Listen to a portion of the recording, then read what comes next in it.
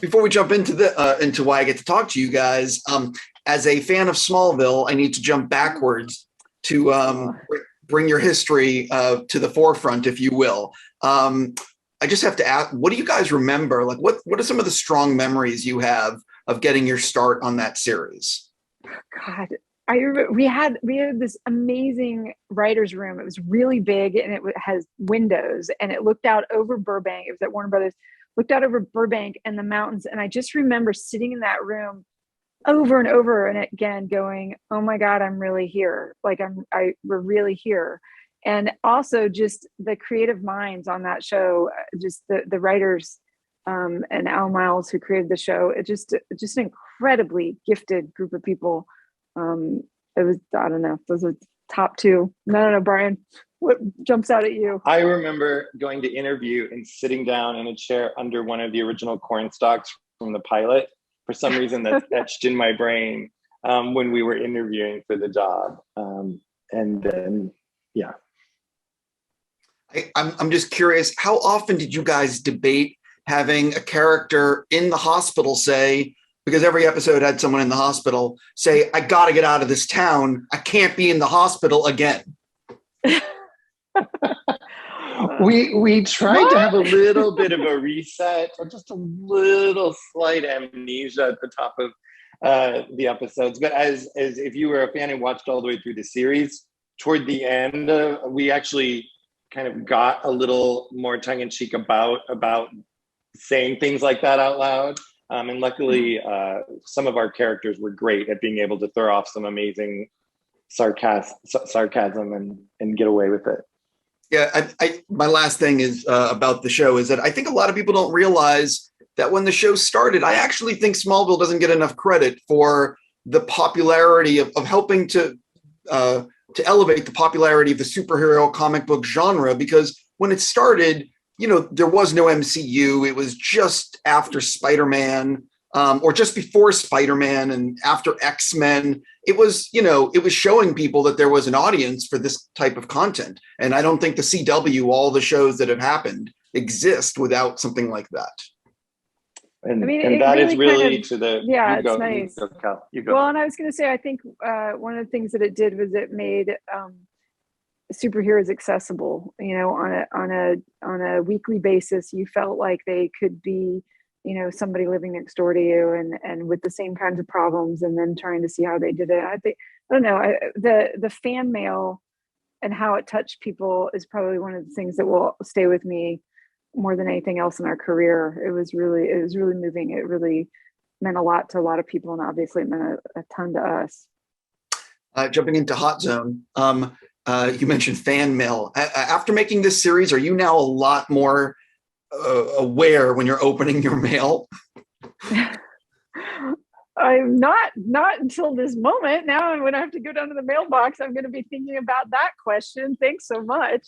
I don't know. I think it just was such a senseless act and stupid. And so I try to just put it in a different world, and hopefully we are never revisiting things like, deadly bacteria being mailed out to people. I don't know. It's an unnerving topic, definitely.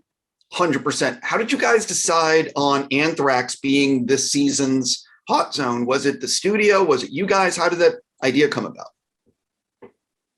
It was a collaboration, but we had put together a pretty big list. And I know Kelly especially was a huge proponent of this idea, mainly because of the character, because just like in the first season, more than an episode about a show about Ebola, it was very much about this woman, Nancy Jackson. And this season, the Bruce Ivins character was such a gripping journey to take. And I think it was Nat Geo really had said to us, well, let's really get into this and look at it. Because I think at first we kind of were like, I don't really understand.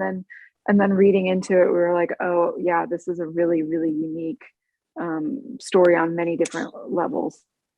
One of the things, it's one of the things I really like is that it's only 6 episodes and it is very fast moving. Those first few episodes just fly. There is no wasted content, wasted scenes. How do you guys decide on the 6 episodes? Is it like a budgetary thing? Is it because that's where the scripts land? What's the decision making behind that? It's really about what kind of fits for the network, and I think that 6 parts is something that you can finish off in the morning. It's something that's very contained. It never loses pace. It just keeps flying, and it changes. Certainly, episodes 5 and 6 are extremely different compared to episodes 1 and 2. It really kind of almost turns into a different show in some ways.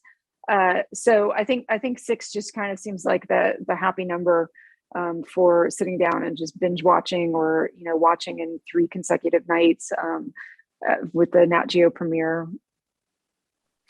Just to be clear, I watched it over 2 days. It wasn't just this one. I just want to. All right. Well, that's good.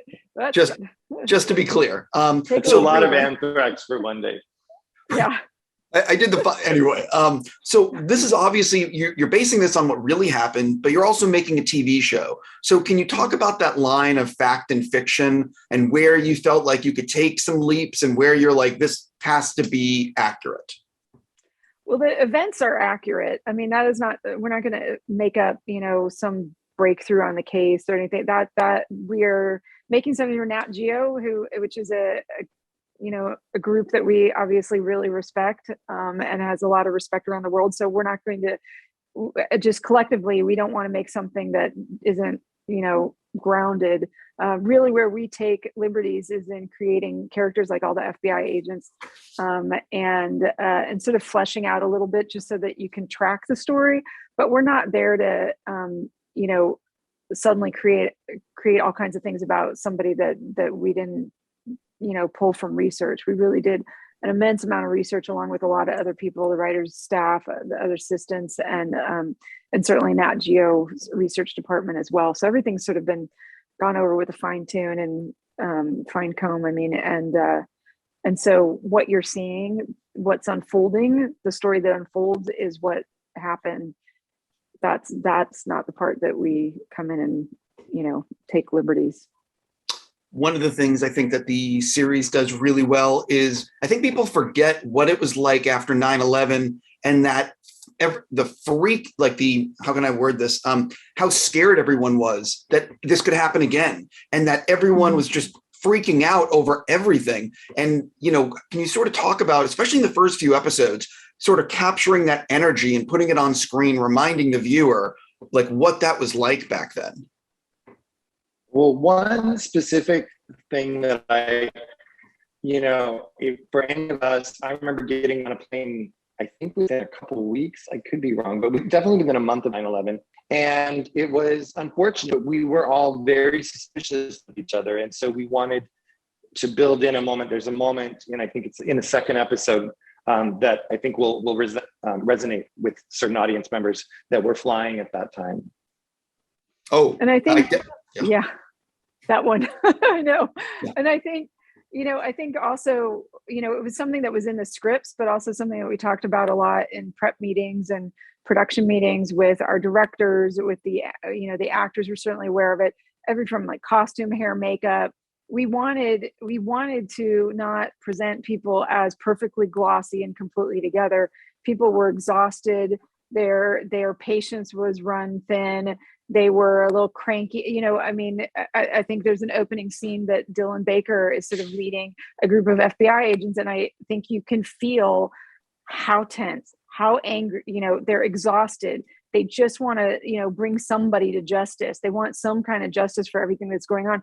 And I think you can really feel it. And it's sort of across the board from the design to the acting to the, obviously the script. But we wanted people to try to remember or get the first feeling, if they weren't there at the time, how this really was invading every minute of our lives for a long period of time. I have to stop there. I'm just going to say congrats, and I look forward to the next hot zone, whatever that may be, from that sheet of paper that you had created. Yeah.